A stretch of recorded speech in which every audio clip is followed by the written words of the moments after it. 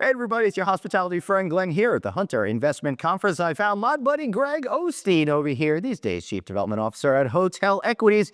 We've been talking about, how do you make a good match, good, love connection between owners and the operators. That's kind of what you've been focused on these days. That's right. That's really what I do on a daily basis. It's finding that, I like your term, Yeah. find the right match, the right owners with us as the right operators. Right? We have three divisions. We're focused service, full service, and lifestyle. And not every deal is a good fit for us because we only want to do something if it adds value for the owner. Yeah. So what does that mean, though? What are owners thinking about? What are they looking for? And let me just preface it for the audience by saying, we know you're under a lot of cost pressures. Expenses keep rising. It's getting much harder to push rate.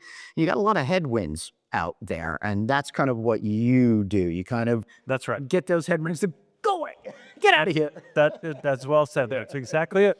And owners don't need another manager. They don't need just to change managers to get somebody different in there. They need a partner. Right. They need someone who's understands everything that you just said. Yeah. Cost pressures, headwinds, chaos all over the world, travel's impacted, TSA's not getting paid. Everything's like all sorts of things that impact hotels. They need somebody to provide advice. It's not just about the day-to-day, right? Not just about, I've got a great team. We're going to do this. We're going to do that. No, it's like, how do we adjust for this? What's the long-term play? How do we adapt to the chaos that's the new normal? So how do you even deal with this chaos that's the new normal? Because you can't plan. I was joking around with our buddy Bruce Ford the other day. Yeah, it's like everyone's gonna be making predictions, but they're all just making it up. They're all Making it- yeah. I have nothing against you guys making those predictions out there. We've never seen a market like this. At least with COVID, you could say, hey, no one's ever coming to your hotel.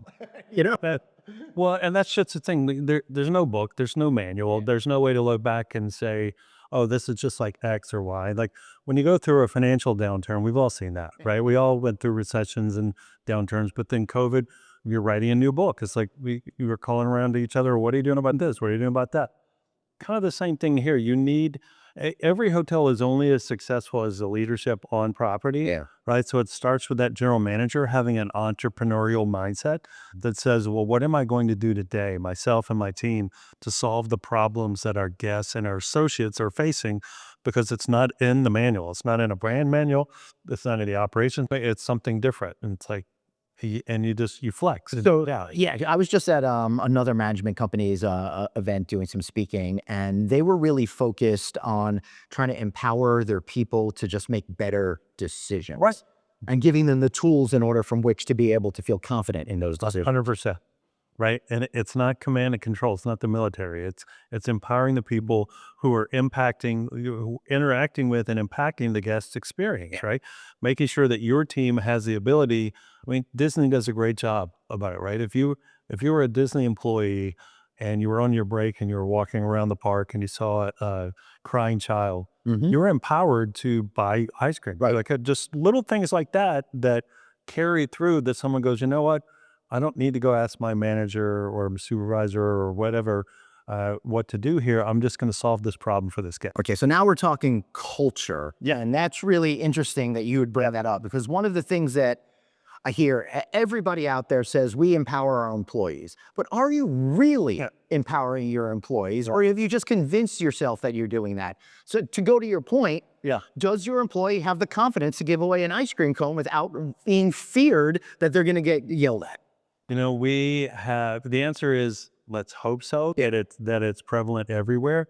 But we were just meeting with some owners about taking over a hotel where they described exactly that. And they said, well, that when we chose this manager, they said that, this is how it worked. But the reality is no one in this building wants to make a decision. They're all afraid to make a decision, right? And so that transfers to not a great experience for the associates or the guests. Yeah. Right? When you think about your experience here, I don't want to talk about the prior hotel, but this location, which is the first time this conference has been here, in the first half an hour of the day we were setting up in our space, 3 different people from the hotel came by to check on us, see how we're doing, how's the temperature, are the electronics working. That's amazing. Yeah. And I will say that other property, I don't think anybody came by. No. For years. Call and you would hope that somebody would come by.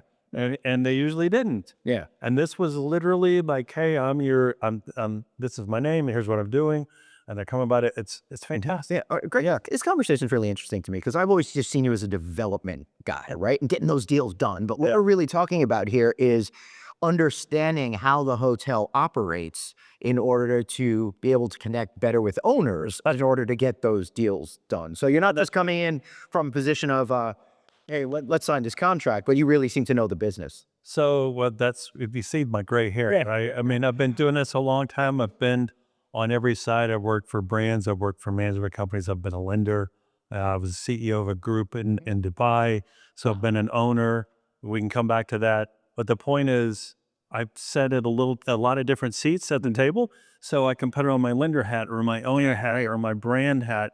But more importantly, it's not about, anybody can lower their fees to win a contract. Right. It's more about how do we partner with this owner to deliver more value and a better place to work for associates and a better ownership experience. So how can you see opportunities at a property that the existing management company overlooks? Yeah, that's a great question. I have two boys in college, and every time they visit a hotel, they'll come back and tell me all the things that they didn't like about it. Right. Right. Because they visited them when they were little kids. And I would always point out the things that were wrong. But I don't mean to interrupt you, but I got to plug Friday Night Audit. We're doing March Madness right now with all of the major pet peeves that we can't stand in hotels. So make sure you follow what's going on there.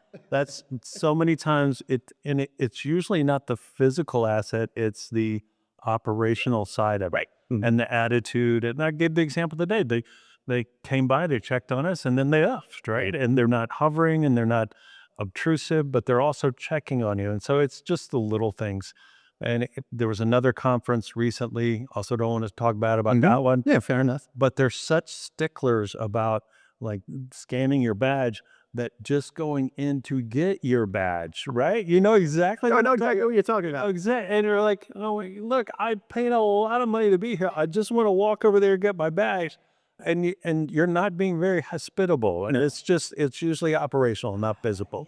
I agree. And I feel like we've lost our way in a lot of places. But we've also doing better in a lot of places anyway. I don't want this to turn into a negative Nelly kind of situation because I do think folks in the hospitality industry are absolutely amazing. But that being said, I think it's important that we always take a check on ourselves and make sure we are doing the right thing. We're able to move forward. And in my career, I've also worked in multifamily and other types of real estate. And it's not to say the hospitality industry, the people are the best. It is the best business. Best. And people are, if you have a service-based heart, if you are hospitable at heart, then it comes through. If you enjoy what you're doing, it comes through. Yeah. And so we are doing things better. That's true. For sure. One of the best days of my life is the day I realized I was in this business and what it really was. Right? Yeah. Yeah. Yeah, I used to work in a little Glen fact back before I started in hospitality 30 years ago. I wrote in music and entertainment, and celebrities suck. And this was the 90s, and they sucked back then. So what would you have done that I would have heard of for like? No, I was just like writing for a Long Island magazine. I was just out of college. Like I didn't have any. You didn't write any musicals? No, I don't play that kind of. No, you didn't do Cats? No, I did not do. I might have done Cats because I am that talented. Well, let's start that rumor right here. Right here on your show. Yeah, you wrote Cats. That was you. Yeah, thank you. I'll wait for my sequel coming out in 2028, Puppies. I'm looking forward to that one. All right, back to you. Yeah. This is not about me. This is about you. We've got a couple more minutes before it's going to get too long for the upload. But you know what? I just realized I've always known you as like chief development officer guy. Yeah. How did you get started in the business? What made you love it? So I did not go to hotel school. I went to school right down the street here, Georgia Tech. And if you know anything about Georgia Tech, you will know that they do not have a hotel program. So I did not know that I wanted to go into hospitality. Thought I wanted to be an architect, discovered that I wasn't that creative. Everything I designed looked like something that had already been done. Yep. Became a consultant, did a lot of workouts for multifamily, office, retail, all types of commercial real estate.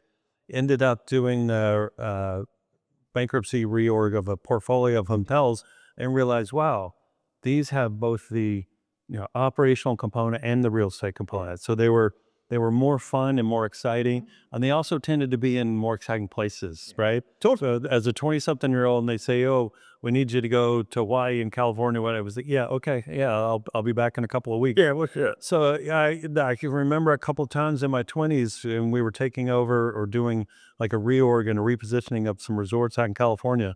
And I remember waking up going, this is the best job ever. Yeah. Yeah, with the best people. And if you understand like how a good operational team, a good management team, and a brand can take a piece of real estate that's worth X and make it worth X plus. It's the same piece of real estate. Yeah. You're just running it better and branding it better. And let's fold it back into where we began. Right now, you operators are out there are trying to figure that out because you can't, like we said, push those rates up. You've got to find ways to make people want to spend more money on site willingly, and you've got to give them a reason to do that. From focused service through full service and boutiques, there are opportunities. And my guess is this is what you're saying on the road. That's what I'm taking, because you don't have to be a luxury hotel to deliver a luxury guest experience, right? You don't have to have 5 people standing around in a uniform waiting to welcome you. Everybody can be trained that same way to welcome, whether you're focused service or independent. And that's what makes the difference. Yeah. If you're a 3-star hotel, a 4-star hotel, you could still give 5-star service. That's what I'm trying to say. Know what you are and be the best thing that you can in your category. I wish I had said that. Yeah. That is well. I'll just dub your voiceover. Yeah. Know what you are, be the best at it. Yes. I think we get, with our ratings and stuff in our industry, it gets so confusing. And people have to realize that a focused service hotel is very different than the hotel we're sitting in right now, Right. versus a resort. And just, And embrace that difference and recognize, where you are and what your goal is for that day to win the day. if you're a 3-star mid-scale hotel, be proud of it. It's an amazing property, and you could find ways to get people to love it even more than you. Absolutely. Any final advice? Oh, it's always fun on yours. More is great, right? We always have a lot of. I'm not even sure we got the message across. Nah, I don't know. We did at the beginning, but let's get you on a full-length show. All right, all right. We'll do that at some point. All right, talk to this guy, Greg, over here, do some deals. He apparently cares about owners, which is a beautiful thing. Me, I'm mixed about you guys. I don't know. We'll see. Just kidding. Love you. Please like, share, subscribe, all of that kind of good stuff. And for Greg and myself, thanks for watching. See you later. Thank you.